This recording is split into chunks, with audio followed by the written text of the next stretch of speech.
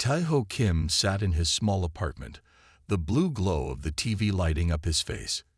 His hands moved with practiced ease as he cleaned his old 9mm pistol.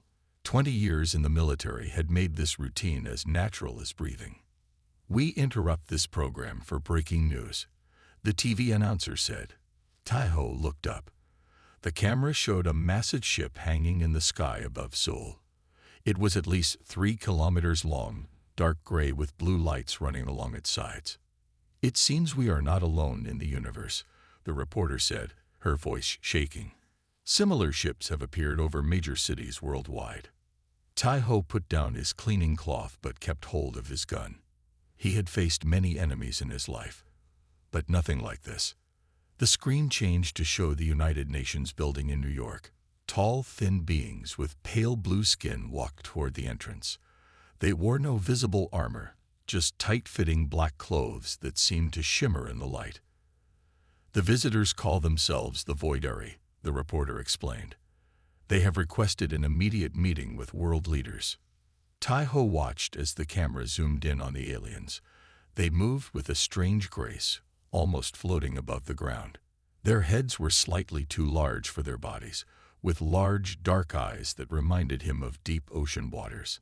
3 days later, Tae-ho sat glued to his TV like billions of others around the world. The Voidari leader stood at the UN podium. "Your planet now belongs to the Galactic Confederacy," the alien announced in perfect Korean. Tae-ho knew that viewers in other countries were hearing their own languages. "Resist and face destruction. Cooperate, and you may continue your lives under our rule." To prove their power, the Voidari showed a demonstration. On a large screen behind them, a small group of aliens stood calmly as human soldiers fired weapons at them. Bullets, rockets, even what looked like experimental energy weapons, all stopped a few centimeters from the aliens' bodies, deflected by a faint blue shield that flashed briefly with each impact. "Our personal shield technology makes us invulnerable to your weapons," the Voidari leader said. "We have similar shields protecting our ships and bases. Your military forces cannot harm us." Tae-ho leaned forward, his eyes narrowing. Something wasn't right. He rewound the broadcast and watched the demonstration again. The shields flickered differently depending on what hit them. Energy weapons made them glow bright and steady, but bullets and other physical objects made them pulse and ripple, almost like they were straining. "Interesting," he muttered, picking up his phone. He called his old friend Sunho, who had left the military to teach physics at Seoul National University. "Did you see that?" Tae-ho asked when Sunho answered. "The aliens? Hard to miss," Sunho replied. "No, they're shields. They react differently to different weapons. The kinetic impacts seem to cause a different response pattern than energy weapons." There was silence on the line for a moment. "You're right," Sunho finally said. "I need to review the footage more carefully. This could be important." 1 month later, the Voidari had established control zones in every major city. Their ships hovered above, constant reminders of their power. Human governments still existed but answered to Voidari officials. Anyone who resisted disappeared. Tae-ho had not been idle. He had gathered information, made contacts, and kept his gun clean and loaded. Today, he was meeting someone who might help make sense of what he had seen. He arrived at the small coffee shop early, choosing a seat with a clear view of both the door and the street outside. The place was nearly empty. Few people went out these days unless necessary. A woman entered the shop. She was small but carried herself with confidence. She scanned the room, then walked directly to Tae-ho's table. "Professor Jae-young Park," she said, extending her hand. "Sunho said you noticed something about the alien shields that others missed." Tae-ho nodded. "It might be nothing, or it might be everything," Jae-young replied, her eyes intense. "Tell me exactly what you saw." 3 months had passed since the Voidari arrived. Seoul was no longer the city Tae-ho had known his whole life. Alien control towers now stood tall among human buildings. Voidari patrols walked the streets, their blue shields sometimes flickering as they passed through security checkpoints. Tae-ho walked quickly, keeping his head down. In his bag, he carried food, medicine, and hidden underneath a small camera. He was careful to avoid the main streets where most patrols worked. He reached an old warehouse that had been abandoned even before the aliens came. To most people, it looked empty and unsafe. That was exactly why Jai Young had chosen it as their meeting place. Tai-ho knocked on the metal door in a specific pattern. 2 quick, 1 slow, 3 quick. The door opened just enough for him to slip inside. "You're late," Jai Young said, closing the door behind him. "Patrols are thicker today. Something has them worried," Tai-ho replied. Inside, the warehouse had been transformed. Tables covered with computers, tools, and strange equipment filled the space. 5 other people worked at different stations. This was now the main base for their resistance cell. "Did you get the footage?" Jai Young asked. Tai-ho nodded and took out the small camera from his bag. They were testing their shields at the eastern checkpoint. I recorded for almost 10 minutes before a patrol came by. Jai Young took the camera eagerly. "Perfect. Young-ho, come see this." Young-ho was their computer expert. Before the invasion, he had worked for the government in cybersecurity. Now he used those skills to hack into voidary systems and gather intelligence. They all gathered around a screen as Young-ho connected the camera. The footage showed voidary soldiers testing their personal shields. They fired different weapons at each other, energy rifles that shot blue beams, and what looked like small metal objects. "There," Tai-ho pointed. "See how the shield reacts differently to the energy weapon versus the solid projectile." Jai Young nodded excitedly. "The shield flares bright with energy weapons but ripples with physical impacts, just like you first noticed." "What does it mean?" asked Hana, a former nurse who now handled medical needs for their group. "It means their shields might be specialized," Jai Young explained. "I've been studying alien technology since before they arrived. Many advanced civilizations focus on defending against energy weapons because they're more common in space warfare." Tai-ho's eyes lit up with understanding. "So they might have neglected defense against primitive kinetic weapons." "Exactly," Jai Young said. "Their shields are calibrated for high-energy impacts, not necessarily physical objects moving at specific speeds. Like bullets from a 9mm pistol?" Tai-ho asked, thinking of his service weapon. Jai Young shrugged. "Maybe. We need more data and equipment to test it." "I might be able to help with that," said a new voice. Everyone turned. A thin man with glasses stood by the side door. Sung Min had been a weapons designer for the military before the invasion. "Sung Min." Tai-ho greeted his old friend. "You made it." "Verily," Sung Min replied. "The aliens have taken over my old lab. They're using our equipment to study Earth weapons." "Can you get us inside?" Jai Young asked. Sung Min nodded. "I still have my access card. And better yet, I know where they keep a damaged shield generator they've been studying. If we could get our hands on that." Jai Young's voice trailed off, her mind already racing with possibilities. "It would be dangerous," Tai-ho warned. "Security is tight around their research facilities." "Everything is dangerous now," Hana pointed out. "But if there's even a small chance of finding a weakness in their shields, isn't it worth the risk?" The room fell silent as they considered their options. Finally, Tai-ho spoke. "We'll need a plan. A good one." "I'll draw up the facility layout," Sung Min offered. "I know the guard patterns too." Young-ho raised his hand. "I can hack into their security system, create a distraction if needed." Tai-ho looked at Jai Young. Her eyes were bright with determination. "We do this in 3 days," he decided. "We'll need everyone ready." As the group began planning, Tai-ho checked his pistol. The weight of it felt reassuring in his hand.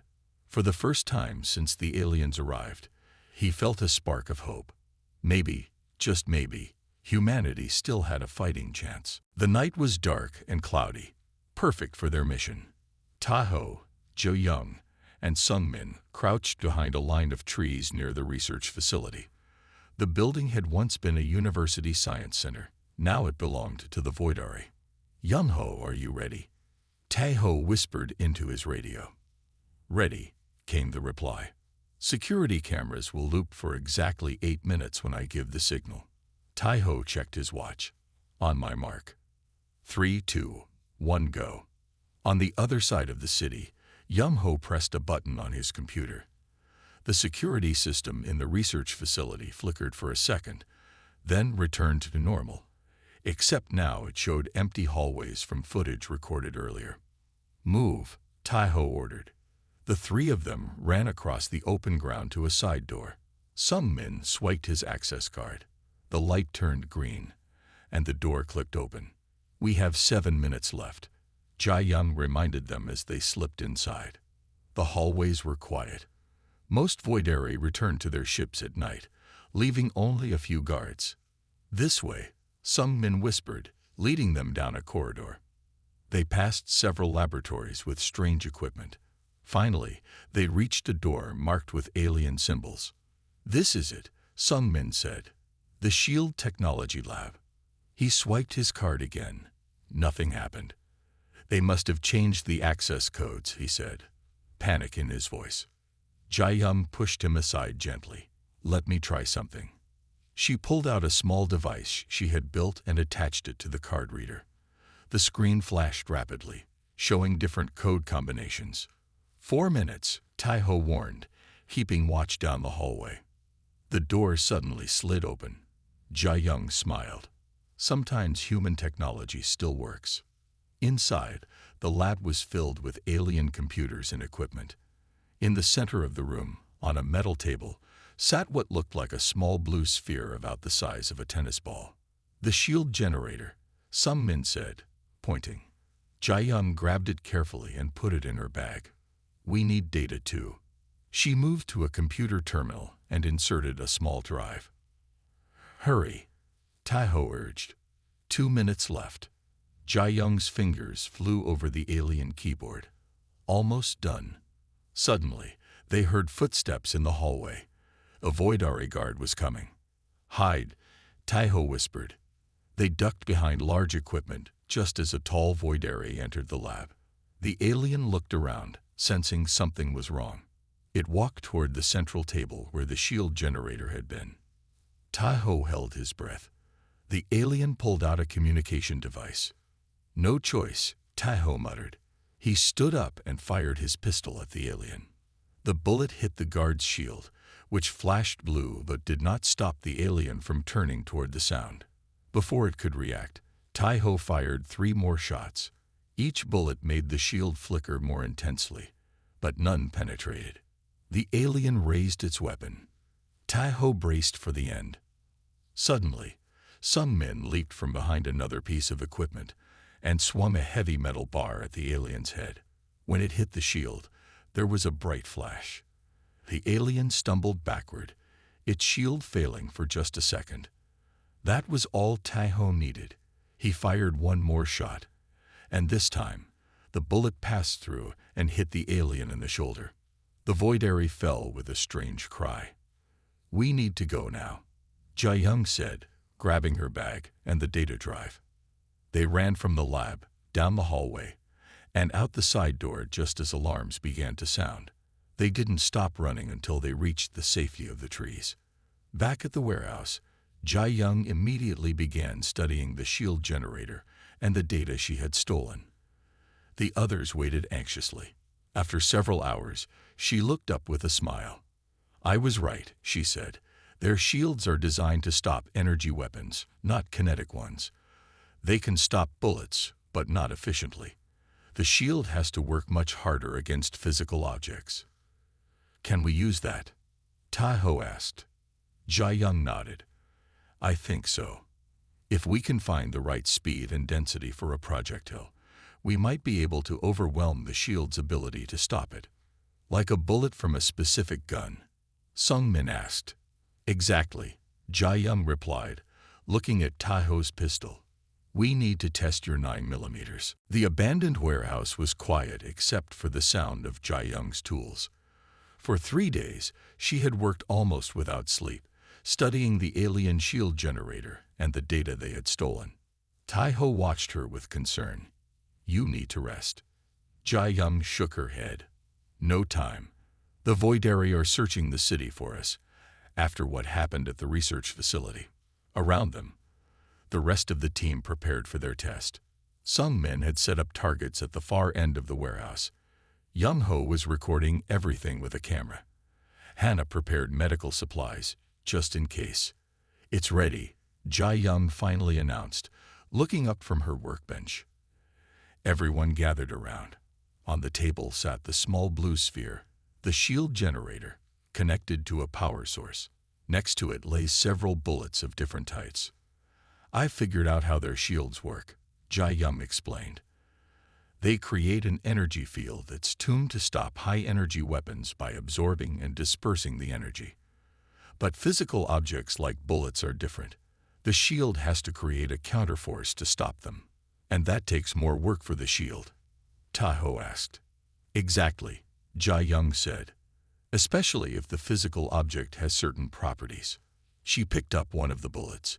It looked different from normal ammunition. The tip had been changed, and it seemed heavier. "I modified these bullets based on what I learned. They have a specific density and composition that should be harder for the shield to stop." Tai-ho took one of the modified bullets and examined it. "Will it work in my gun?" "Yes, they're still 9mm. Just special 9mm, Jia-young said with a small smile. Some men stepped forward. "The shield generator is ready.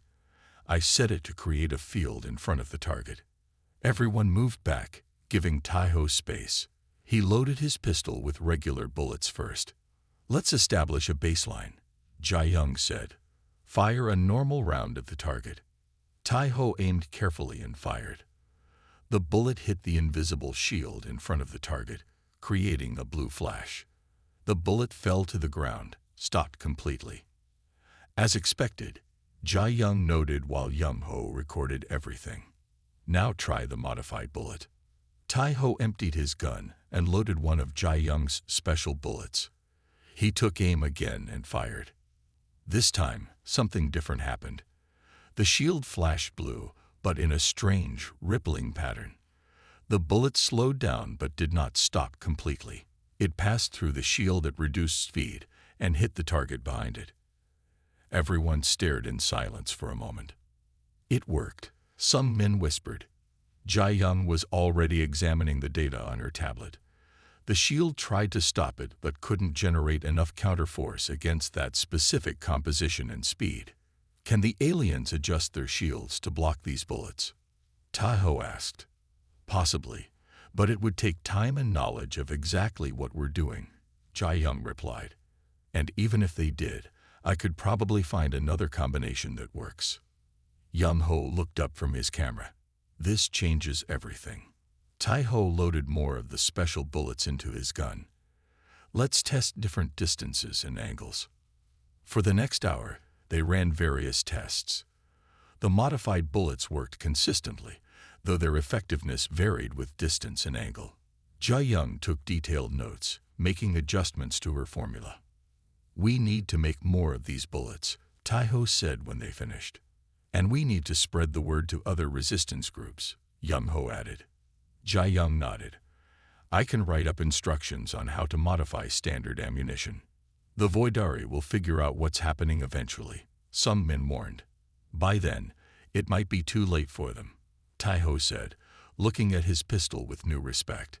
They thought they were invincible. They were wrong. Hannah, who had been quiet until now, spoke up. "So what's next?" Tai-ho checked his gun one more time before holstering it. "Now we fight back." For the first time since the aliens arrived, they had hope, real hope, and it had come from the most unexpected place.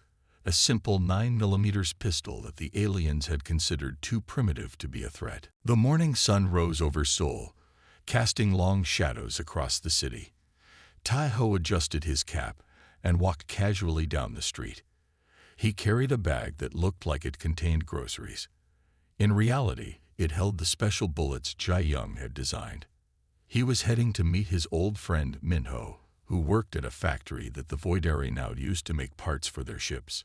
Before the invasion, the factory had produced metal components for cars and appliances. Now it might help save humanity. Taiho stopped at a small noodle shop across from the factory. This was their meeting spot. He ordered a bowl and waited, watching the factory entrance. 20 minutes later, Minho walked in. He looked tired, with dark circles under his eyes. He sat across from Taiho without saying hello, as if they were strangers who happened to share a table. "How are things at work?" Taiho asked quietly. "Busy," Minho replied. "The aliens are pushing us hard. 2 shifts every day." "Do you still have access to the material storage?" Minho nodded slightly. "Yes. They don't watch us as closely as they did at first. They think we're beaten." Taiho slid a folded paper across the table. "We need these materials. Can you get them?" Minho glanced at the list without touching it. His eyes widened slightly. "Tungsten, copper, specific alloys. What are you planning?"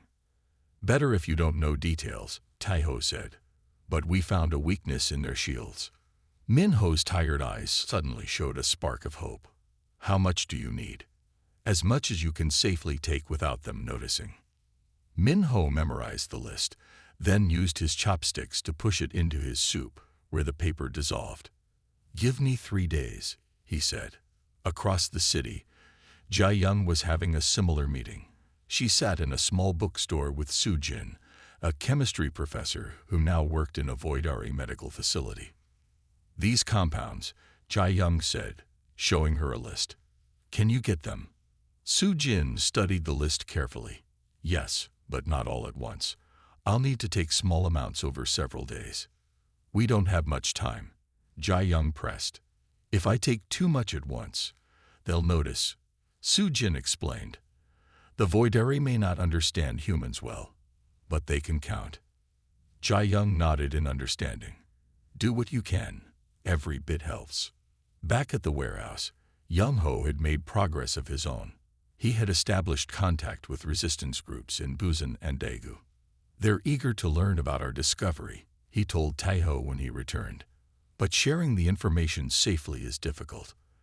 The Voidari monitor all digital communications. We'll need to use messengers," Taiho decided. "People who can travel between cities without raising suspicion. I know some truck drivers," Hannah offered. "They still deliver food and supplies between cities." Sung Min was working on improving the bullet design. He had set up a small workshop in the corner of the warehouse. "Jia Young's design works, but we can make it better," he explained, showing Taiho his modifications. "If we shape the bullet this way and use a slightly different mix of metals, we might get better penetration through the shields." As everyone worked, Taiho walked around the warehouse, checking on their progress. What had started as a small resistance cell was growing into something more organized. They were no longer just hiding and surviving. They were fighting back. That evening, they gathered around a small table to share their progress. "Minho will get us materials from the factory," Taiho reported. "And Su Jin will provide the chemical compounds we need," Jia Young added. "I've improved the bullet design," Sung Min said. "Once we have the materials, we can make hundreds.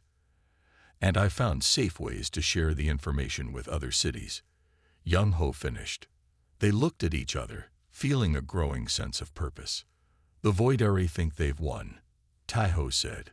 "They think their technology makes them gods among us primitive humans. They're about to learn how wrong they are," Jia Young replied with a determined smile.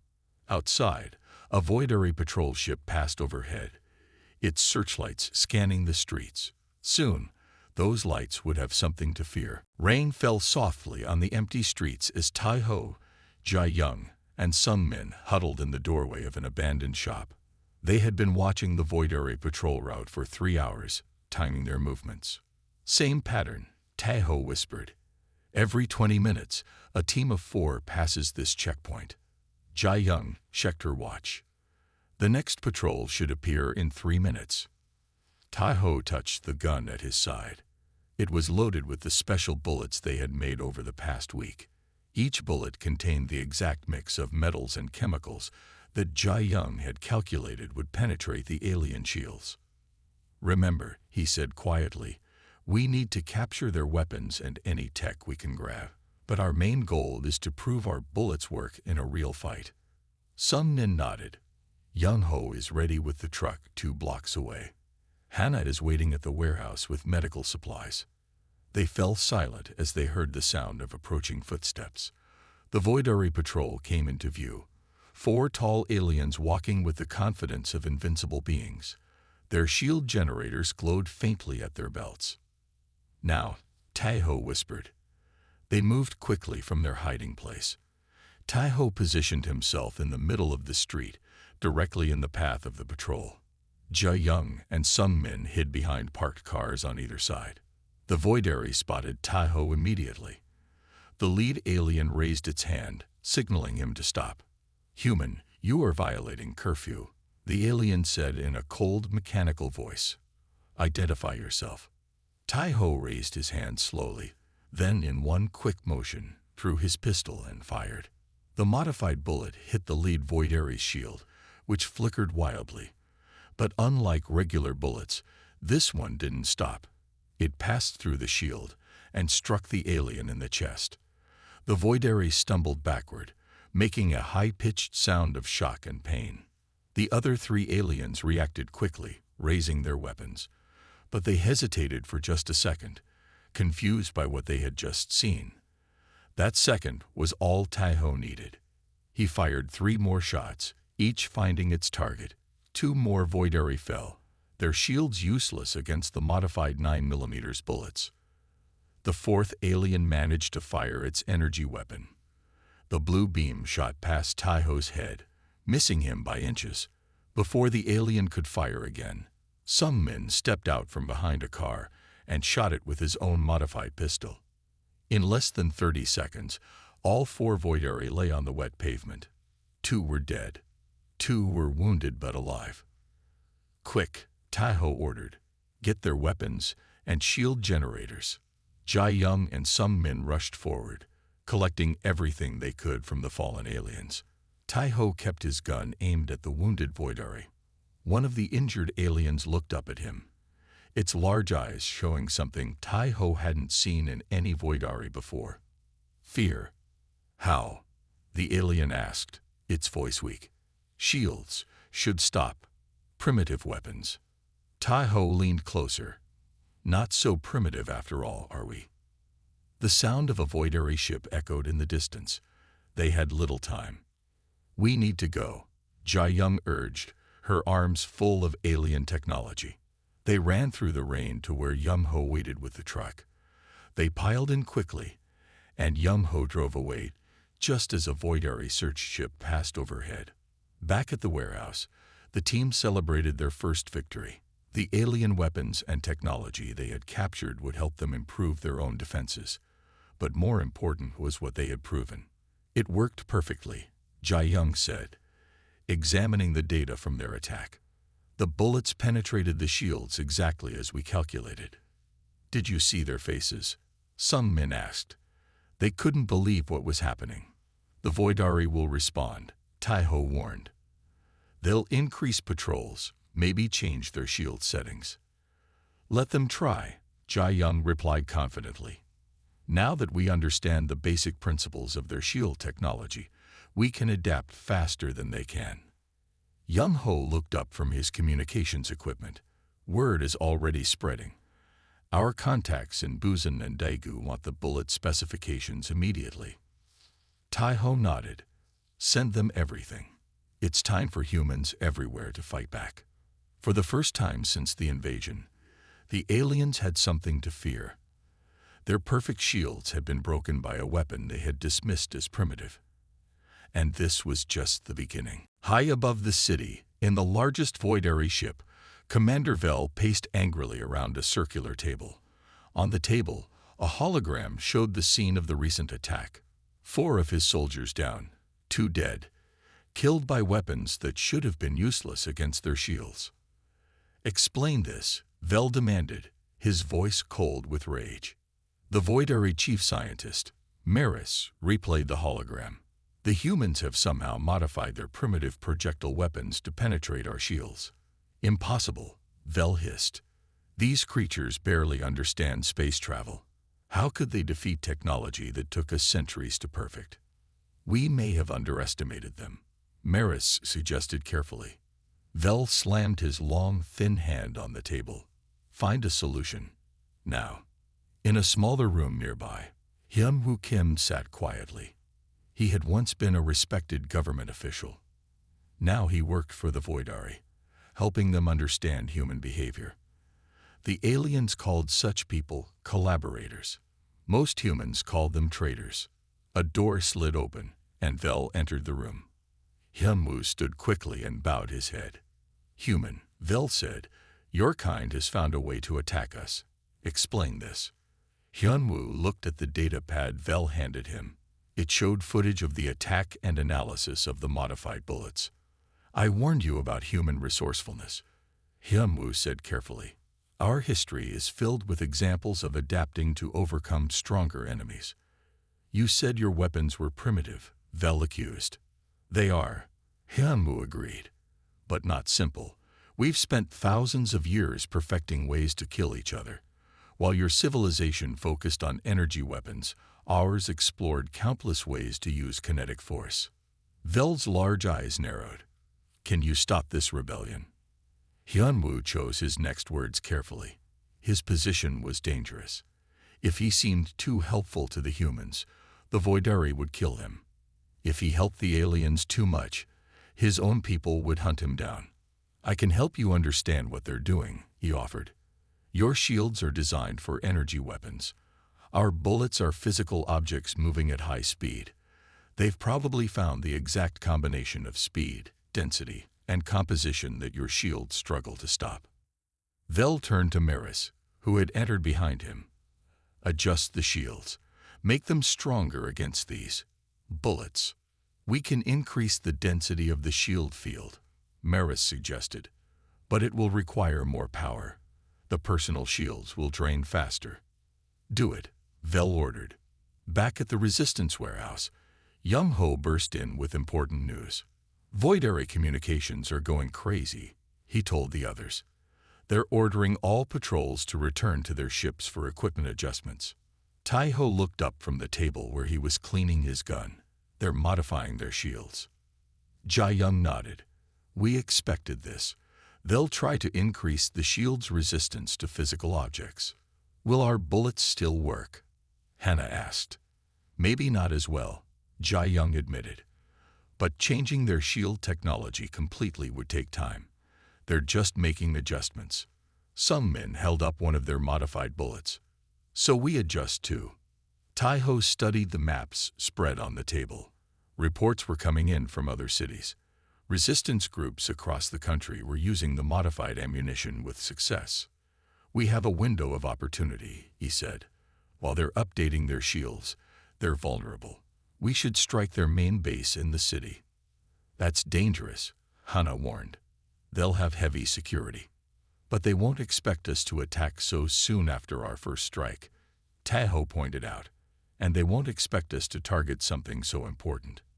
Young-Ho's radio crackled. He listened for a moment, then turned to the others with a grim expression. The Voidari just executed 10 people in the central square. They're sending a message. The room fell silent. Then we'll send our own message, Tai-Ho said finally, his voice hard. We strike tomorrow. Not just their patrol, but their command center. The team looked at each other. They had crossed a line. There was no going back now. The real war had begun. Young-Ho sat surrounded by radio equipment, his face lit by the glow of screens. For the past 24 hours, he had barely moved from his chair. His fingers tapped rapidly on keyboards as he coordinated with resistance groups around the world. Guzin reports success, he announced to the team gathered around him. They took down a Voidari patrol using our bullet design. Tai-Ho nodded. What about other countries? Japan, China, and Russia have all received the specifications, Young-Ho replied. America and Europe too. Everyone is making the modified ammunition now. Jai Young looked up from her workbench, where she was examining a captured Voidari shield generator. The aliens are making changes to their shields. The latest patrol we observed had a slightly different shield pattern. Will our bullets still work? Hannah asked. Yes, but not as well, Jai Young answered. We need to adjust our formula again. Outside the warehouse, the sound of Voidari ships was more frequent now. The aliens were increasing their patrols, searching desperately for the humans who had discovered their weakness. Sun Min entered the room, carrying a small bag. I have news from Minho at the factory. The Voidari are ordering new materials for their shield generators. They're trying to improve them. How long will that take? Taiho asked. Weeks, maybe months, Sun Min said. They can make small adjustments quickly, but major changes to their technology will take time. Time we need to use, Taiho said firmly. He walked to a large map of the world that they had pinned to the wall. Small red dots marked places where resistance groups had successfully attacked the Voidari. Look at this, Taiho said, pointing to the growing number of red dots. 3 days ago, there were only 5. Now there are over 50. The word is spreading fast, Young Ho confirmed. And not just our bullet design. People are sharing all kinds of ways to fight back now that they know the aliens aren't invincible. Jai Young joined them at the map. In Brazil, they found that certain sound frequencies can disrupt Voidari communications. In India, they discovered a way to hack into the aliens' navigation systems. Humans are adaptable, Hannah said with pride. Once we knew we could fight back, everyone started finding ways to do it. The radio crackled with an incoming message. Young Ho put it on speaker so everyone could hear. Shoal team, this is London, came a voice through static. We've successfully targeted a Voidari command ship using your ammunition design, combined with our anti-aircraft guns. Confirmed hit and significant damage. They're retreating from the London area. Over. A cheer went up from the team. This was the biggest victory yet. London, this is Seoul, Young Ho responded. Excellent work. Keep us updated. Over. More reports came in throughout the day. Resistance groups everywhere were attacking Voidari patrols, bases, and even ships. The aliens were being forced to retreat in many areas, pulling back to defend their main command centers. The Voidari are calling for reinforcements, Young Ho reported after intercepting alien communications. But the nearest help is months away. Then we have a chance, Taiho said, looking at his team. A real chance to drive them off our planet. Jai Young had been quiet, working on calculations. Now she looked up. I think it's time for the big attack we discussed. The Voidari Regional Command Center here in Seoul. Are we ready for that? Hannah asked, concern in her voice. We won't be alone, Young Ho said. I've coordinated with 6 other resistance groups in the city. Everyone will attack at the same time, from different directions. Taiho checked his pistol, now loaded with the newest version of their special bullets. The Voidari thought they conquered us. They thought their technology made them gods. But they forgot something important about humans. What's that? Sun Min asked.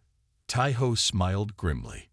We never, ever give up. Dawn broke over Seoul as Taiho checked his equipment one last time. Today would decide everything. 6 resistance groups were in position around the Voidari Command Center, a tall building that had once been a government office. Now it was the heart of the alien control system for the entire region. Ready? Jai Young asked, joining him on the rooftop where they had set up their observation post. Taiho nodded. Young Ho says all teams are in position.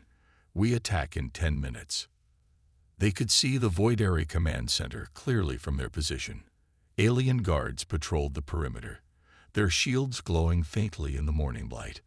Several Voidari ships hovered nearby. The aliens know something is coming, Jai Young observed. Security is heavy. But they don't know where we'll attack from, Taiho replied. And they don't know how many of us there are now. Young Ho's voice came through their radio. All teams report ready, beginning on your command. Taiho took a deep breath. Start the operation. Across the city, the 6 resistance groups moved simultaneously. The first team attacked from the south, drawing Voidari guards and ships in that direction. Then the second team struck from the east, creating more confusion. It's working, Jai Young said, watching through binoculars. They're splitting their forces. Taiho's team was the third wave. They moved quickly toward the building, keeping to cover. When they reached the outer perimeter, they met their first Voidari guards. Taiho fired his 9mm pistol with its special bullets. The first shot penetrated the alien's shield, dropping it instantly. The rest of the team fired as well, clearing a path forward. The shields are different, Jai Young noted as they moved. They're resisting our bullets more than before, but not stopping them completely, Taiho replied. That's all we need. They fought their way into the building, floor by floor. The Voidari defended fiercely, but they were confused and frightened. Their invincible shields were failing, and for the first time, they were vulnerable. On the top floor, they found what they were looking for, the central control room. Taiho kicked open the door, gun ready. Inside stood Commander Vel, the leader of the Voidari forces. Beside him was Hyunwoo Kim, the human collaborator. Stop, Hyunwoo shouted, raising his hands. I've been working against them from the inside. Taiho kept his gun aimed at Vel. Prove it. Why do you think your first attack was so successful? Hyunwoo asked quickly. I've been feeding them wrong information, making them underestimate humans. Vel hissed with anger. Traitor, you told us their weapons were harmless. I told you not to underestimate humans, Hyunwoo corrected, stepping away from the alien. You didn't listen. Jai Young moved to the control panels. I can access their communication system from here. We can broadcast to all Voidari forces.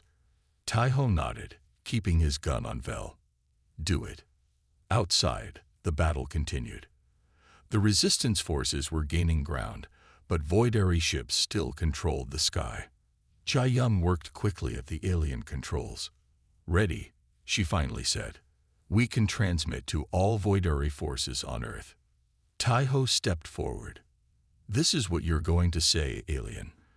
Tell your forces to leave Earth immediately. Tell them that humans have found the weakness in your shields, and we will keep fighting until every last one of you is gone. Vel's large eyes narrowed. You think one weakness means you've won. We have conquered 1,000 worlds. Maybe, Taiho agreed, but none of them were Earth. None of them had humans. He raised his 9mm pistol. This is what your great civilization missed. You evolved past projectile weapons so long ago that you forgot about them. You built shields for energy weapons and thought you were safe. But humans, we keep everything that works. Vel looked at the simple gun in Taiho's hand. A primitive weapon. Primitive but effective, Taiho replied. Now give the order to leave. 3 days later, Taiho stood on the same rooftop, watching as the last Voidari ships rose into the sky. All across Earth, the aliens were retreating, returning to their fleet in orbit. Will they come back? Jai Young asked, standing beside him. Maybe, Taiho said, but we'll be ready. We're keeping their technology, studying it. Next time, we won't be primitive humans anymore. He looked down at the 9mm pistol on his belt, the simple weapon that had saved humanity from alien conquerors. Sometimes, he said, the old ways are still the best ways.